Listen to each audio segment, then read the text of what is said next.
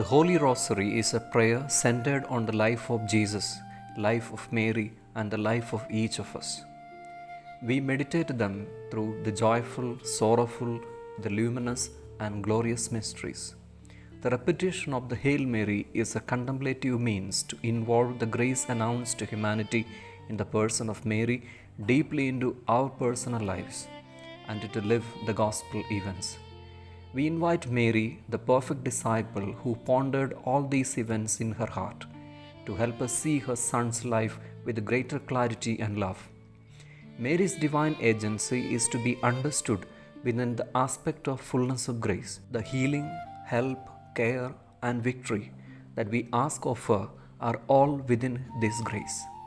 The imaginations on her victory should never be pictured or imagined as though in a war model, as though she was a war goddess. If pictured like that, we take away the nature of grace and divine action. Her power or agency is not a separate, inherent force, but the perfect channel for God's grace. Her victory is therefore the triumph of humility and obedient faith, not military might. God's favors are not for one nation or people or religion. God's grace is given from His abundant goodness for the good of all. He grants victory, but not by destroying anyone, but by bringing good for all. The figures like God fighting for His own people misrepresent the God images in the Gospel, and instead we fill our beliefs with politicized images of God with vengeance, anger, and siding with our interests. The same is true with the prayer of the Rosary. Rosary is not a weaponized instrument, nor the prayer of Rosary is a magical prayer.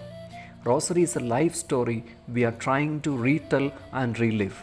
There we hope for the graces that was once present in the life of those who were participants in the gospel story.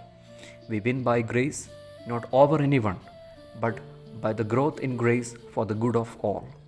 The war models we have in our religious imaginations must give way for models of peace and dialogue. In many new trends, under politicized emotionalism, we are celebrating religion and its symbols.